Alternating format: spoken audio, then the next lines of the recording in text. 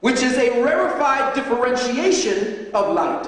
It diffuses consciousness programmings encoded within that light as instructions for the dimensional behaviorisms of the DNA, the chromosomes, electrons, neutrons, quarks, muons, in essence, coordinating the macrocosmic intent of the infinite mind into microcosmic reality. Melanin delineates the characteristics of omniscient being into the corporeal characteristics of material becoming. Let me say that again. Melanin delineates the characteristics of omniscient being, gives you its intent, its personality, delineates omniscient being into the corporeal characteristics of material becoming. So without melanin, being could never become.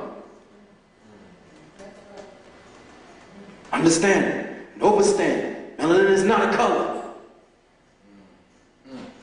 To truly understand the divinity that is, quote unquote, melanin, or dark matter consciousness, or the Seshet Kem Ur, we must understand the metaphysics of form.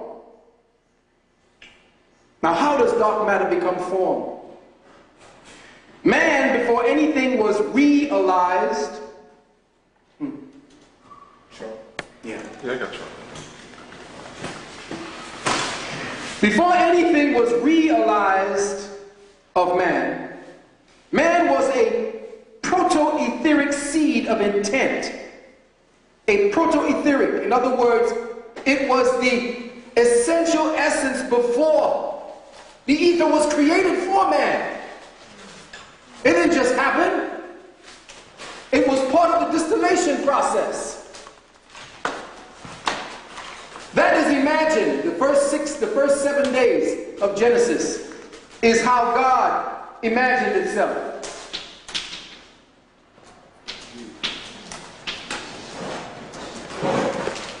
In that process of involution,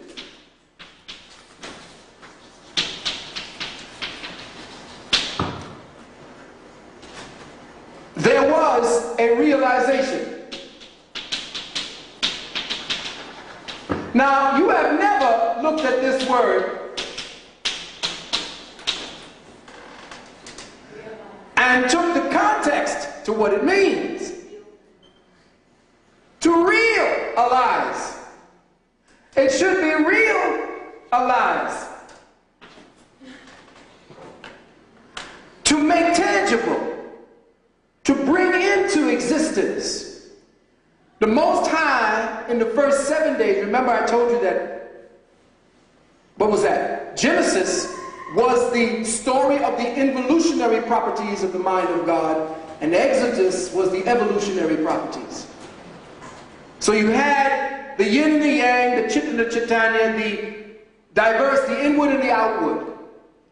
So when you understood or understand that man is God folded over on itself, that they say to you that from the darkness came the light, but they did not tell you that the light had to seek the darkness again to realize itself. Because if you go from one polarity to the next, you lose context with the balance necessary. So in corporeal matter, the light that came from the darkness that was the ignorance of God, which we term factors as the evil that Lucifer came down to reveal. That light projecting from the darkness had to project back into darkness, so that dark matter had to solidate or consolidate itself into what we now recognize as man.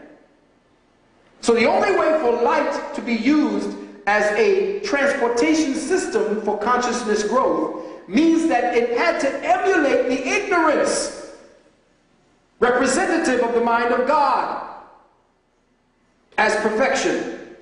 And in that reflection, you now understand and understand that the ignorance had to be a component of man so that God could study and know itself. That's why Adam was kicked out of the garden and Eve stayed. Adam had to leave perfection.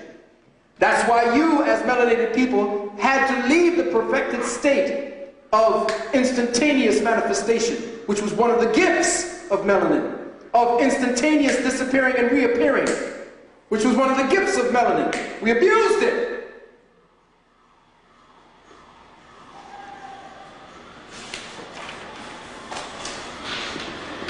The prototype to melanin, in other words, was ideation. The prototype of melanin is ideation. Doesn't come from any sources, any vitamins, any proteins that they're going to study. Ideation created melanin. The very intent of the One Most High created melanin. You cannot study that. The only way is to be that. The prototype to melanin was ideation, and the framework that distinguishes it as a singularity apart from the all in all. This ideation, by its very opposition to the One, created a shell that encapsulated the idea or the intent. This first encapsulation was the boundary or framework that polarized chaos into an order that dictated instructions to the realms of matter. Melanin is the connecting point, the nerve system, the electrical conduits created for the transposition of consciousness. The eternal realm has no shadow outside of it because there is no outside. Understand now how the shadow was created and why the darkness and melanin. That is what we represent as the all in all and the absolute. And if that's the case, then you have to understand that if there is a realm of all light, that means that there is no shadow within. Obviously, all knowledge does not have a distinct opposite, because the shadow or anything reflected inside of it would mean that there was a duplicity. The absolute one day, however, and this has got to be story form because we could never contemplate the absolute's mind. We could only be that and then try to understand it. But in the story, we could say that the absolute one day perceived of an outside to itself, which was perceived as darkness because it did not recognize that. From this perception, a force was awakened in the darkness. You have absolute light over eternity, or the eternal realm.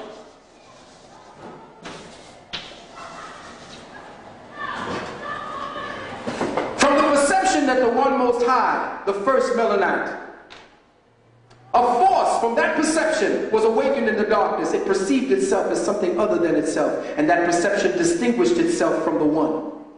The framework for that perception, that perceived distinction, that individualization, encapsulated the darkness, seeded it, and became the solution of mind that dimensionally manifests as the organizational intelligence science calls melanin. Let me say that again. Don't lose me. The framework for that perceived distinction, I'm taking you right back to God's mind. Your mind. The mind that created this madness, that encapsulated and invaginated chaos. The framework for that perceived distinction, that individualization, encapsulated the darkness, seeded it, and became the solution of mind that dimensionally manifests as the organizational intelligence science calls melanin. So anything that frames light into an individuate consciousness and intelligence must be considered melanin. Let me tell you that again, brothers and sisters. Anything that frames light or organizes individuate intelligence must be considered melanin. What is this definition we keep giving to it? The earliest form of humanity was ethereal, semi-substantive, with very little physicalized three-dimensional material in it. Check? We had that represented the frequencies of the dimensions we occupied. The etheric framework, as subtle and as non-substantial as it was, still represented the organization of form. Are you with me? Listen to what I'm saying to you, brothers and sisters. When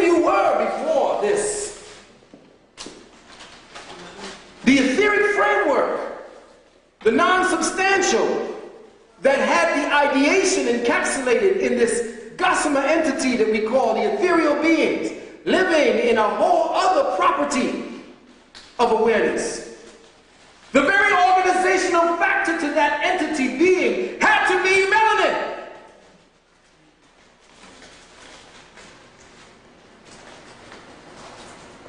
To perceive of itself, this thing to perceive of itself, on any level or dimension of existence, corporeal or incorporeal, there had to be a framework, a border, a threshold of distinction, based on the organization of substance around this form. We keep talking about the fact that we were spirits flying around, and spirit is melanin. It would have to be organized if there is a corporeal body that is incorporeal, and it has organizational properties. Then the outline, the frame that gives substantive thresholds to this entity has to be organized of another property of melanin. Because for you to have form and to be substantiated, you have to organize that which is into the property of individuate intelligence. Thus, the spirit forms and etheric forms were melanated creatures. Even if they were exuding light in different colors. Again, to perceive of itself, this entity, on any level of dimension of existence, corporeal or incorporeal, there had to be a framework, a border. Say again? The paper. Oh. There had to be a border or threshold of distinction based on the organization of substance around the form. Therefore, there was and still is in existence a proto-melanin. Again, a proto-melanin or a etheric melanin that is the archetype to the DNA chromosomal molecular organizational intelligence that we identify as the pigment melanin. Think again. Go back to what I just said. There has to be a proto-melanin or an etheric melanin that is the archetype to the DNA chromosomal molecular organizational intelligence that we here identify today as melanin. What is that thing? What is that thing that can go through walls? What is that thing that can organize molecular structure so that it can decorporealize, it can change, it can organize depending on the materials around it, depending on the consciousness that's motivating it, depending on the intent that frames it. So what am I telling you? I'm telling you that your melanin is the escape hatch. Your melanin is the back door. Your melanin is the ticket out of this dimensional threshold. Your melanin is the key out of light code lockdown. Etheric man was a non-sexual and possessed, was non-sexual and possessed one light processing instrument. At the beginning of your reality, you only had one eye. You had no distinct features. You glowed with perception. You saw based on feelings. You saw based upon knowing, not the two eyes that you now function with. These two eyes are the representations of what it is that matter is, the yin and the yang, the this and the that, the duality.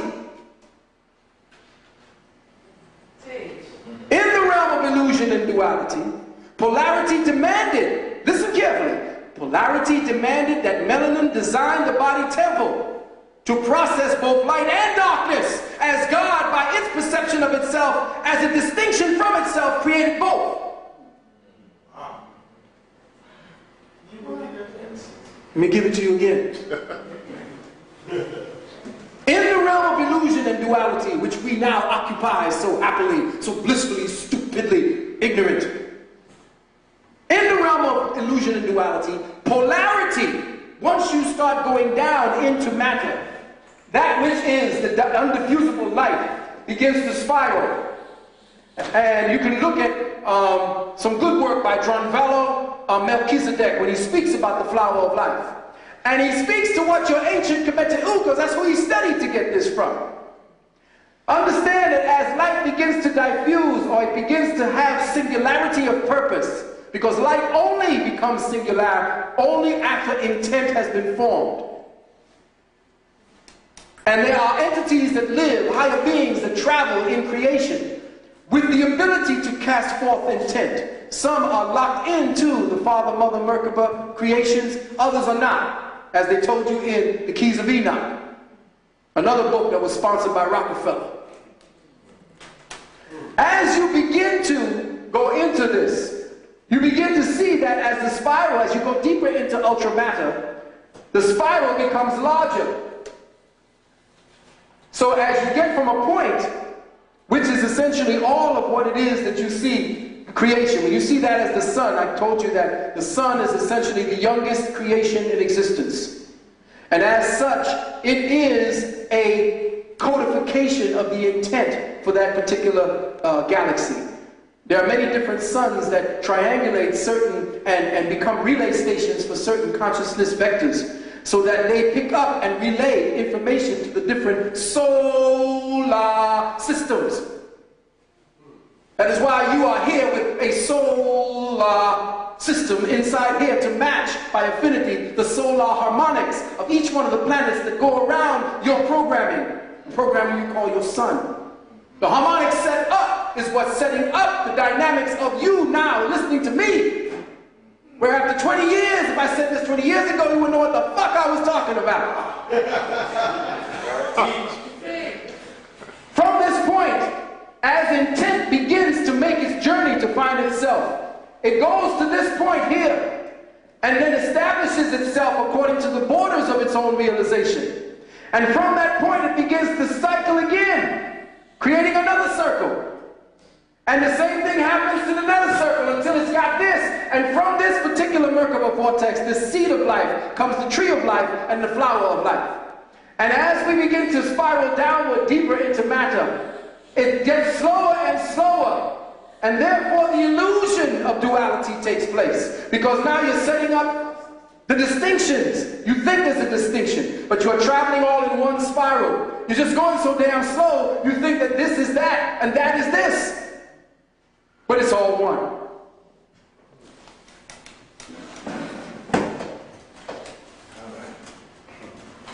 So darkness, or dark matter consciousness, was created by the perception of distinction. The first eye became the central eye of equilibrium as it sits midway between the two hemispheres of the brain. Is that a coincidence? No. The two hemispheres of the brain are essentially balancing modalities to maintain your existence here in duality. Because you're not a duality creature. You have to resist. Matter sets up a resistance to the call of the one.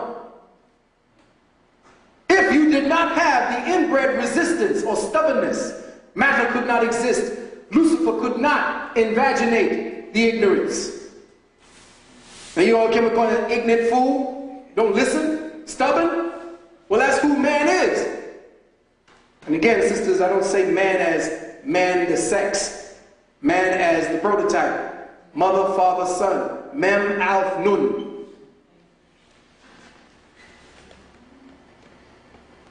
Now the first eye became the central eye. I don't call it the third eye. It's the first eye.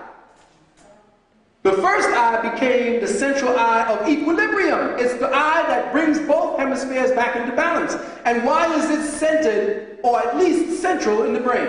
It's not coincidence. The first eye has a roof of blackness, a microcosmic representation of stars and galaxies in the supermelanated corpus callosum. You are already in contact with the High Father that they speak about in the Bible. The High Father is the cerebrum. Everything that is the Father, Mother, God is you, beloved. You don't got to go to church to try to find Jesus. You ain't got to find not a motherfucker. You can find everything in your head, in your body, in the nerves, and everything that the design plan put down for you to study. So the first eye has a roof of blackness, a microcosmic representation of the stars and galaxies in the supermelanated corpus callosum, the dark matter bridge that transduces the light codes of unity into the instructions that communicate synchronicity through the balanced operation of both hemispheres of the brain. So what you have inside and the different convolutions of the brain And you will notice that the brain is now, they're studying the brains of children and they have extra convolutions. Why? Because we are being moved.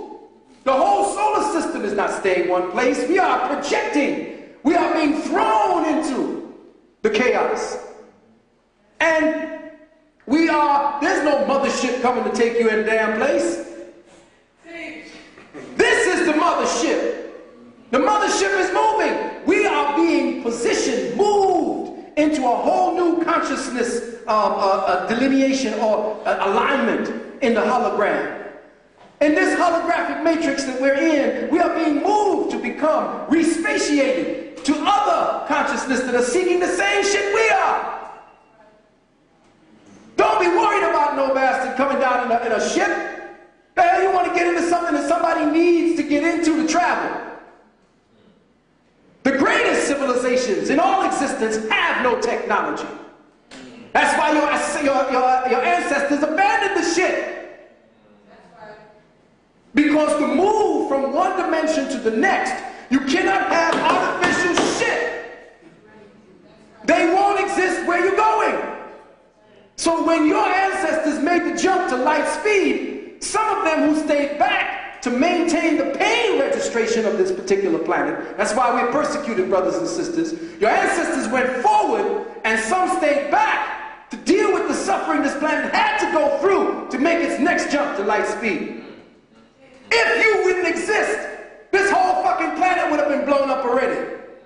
If you didn't transduce the crazy shit that this white people are doing, through your corporeal matrix, through your consciousness, through your empathy, if you didn't absorb that shit, the atomic bombs and all this crap, this fucking thing would have blown up long time ago. That's who you are. And that's why your place on the throne next to the High Father is waiting for you.